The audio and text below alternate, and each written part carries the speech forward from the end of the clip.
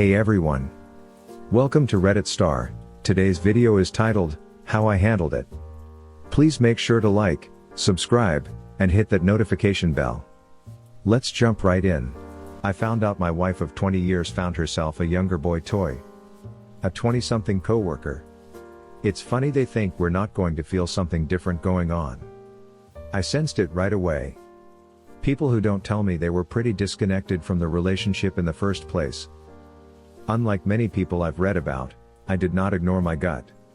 I try to never ignore instincts in any situation, especially when dealing with people. Got the feeling something was off. Snooped her phone and there it was. Spied for a few days and sure enough they planned a hotel meetup on a Saturday. As I expected, she came up with a story why she had to go out to some boring work thing that Saturday, so I said sure, no problem. I made sure my iPad was charged, and that Saturday before she left I tucked it in the back pocket of the passenger seat in her car. Sent the kids to my sister saying I had errands to run, then watched where the iPad was going. First to a restaurant. Not one of our usual spots. Then, like a cheap cliche it was, to a motel. It was only 20 minutes away, so I headed out. It didn't take long to stalk the motel to figure out where they were. What I couldn't believe is that it was one of those disgusting cheap motels that will rent by the hour. A hookers and junkies motel. The kind of place she turns her nose up to. Anyway, I knocked on about a half dozen doors and found theirs. A man asked what I needed from behind the door. I said I need to speak to my wife. He said she's not there. I said fine, I'll wait here in front of this door for a week if I have to. After a couple minutes she comes out. She looked like she was in total shock. I just asked, are you happy? Is this what you want? Fine, you're an adult. Have fun. I left. She was calling after me but I ignored her. I was crushed and knew I was going to cry, but no way I was going to let her see that. She left there immediately and went to her sister's. I was still watching where my iPad was going. Later she called and told me we got married so young and she was confused what she wanted. I said you don't have to be confused, do what you want. The marriage vows are broken, so I'm going to do what I want.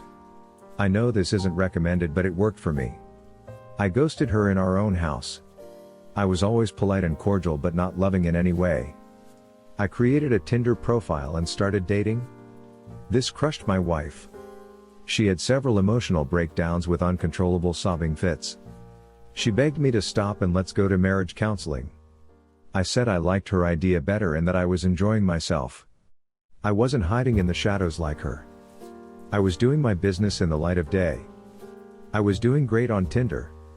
I keep myself in shape, am educated, make a great living, am honest and kind.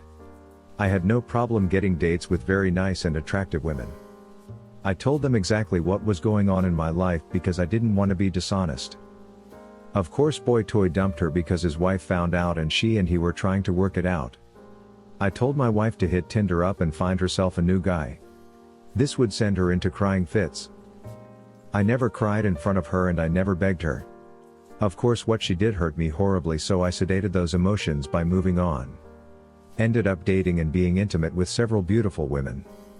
Younger than my wife. This was destroying her. That confusion of hers was long gone. She wanted us. I did too, so I stopped dating and we went to marriage counseling. We're long recovered now. This was several years ago. We don't dwell on the past. We talk about it openly.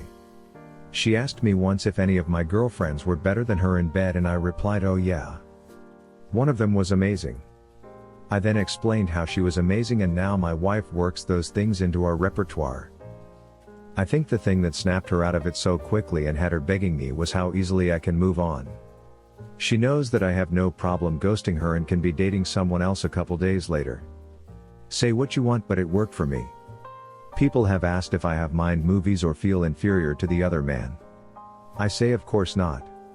He's the kind of creep that has hookups in cheap motels with aging married women with self-esteem issues. Is that all he can score? No, I'd never feel inferior to a dude like that. If this happens to you, maybe give this a try. An unconventional approach maybe, but it worked for us. And the first comment says, It's an unconventional approach and I suspect a cheated on spouse's mileage will vary, but there is one truth that this story highlights, that groveling and begging for reconciliation doesn't work. I did grovel, beg, etc. In retrospect it is clear that being the supplicant was counterproductive. I didn't realize it at the time, but those times when I was obviously ready to move on, those were the times when she wanted me back. When she first told me she didn't love me, I responded by creating a spreadsheet of what it would look monetarily if we divorced. That, at least momentarily, stopped her in her tracks. Later, after more groveling, etc., I was done, and during a therapy session I think she caught on to that, and all of a sudden, for a very short time period, I had a spouse willing to work on it. Of course that didn't last because I took her at her word and went whole hog into reconciliation mode. She moved out a couple months later, agreeing that the ground rules were that we wouldn't see other people, a ground rule she told me was not in play. A couple of days later, I didn't yet realize that she had been unfaithful for months. So off she goes and, based on the revised ground rules, I start dating. One night she drives by the house and sees another car in my driveway. Guess who calls yelling and screaming that I have someone over?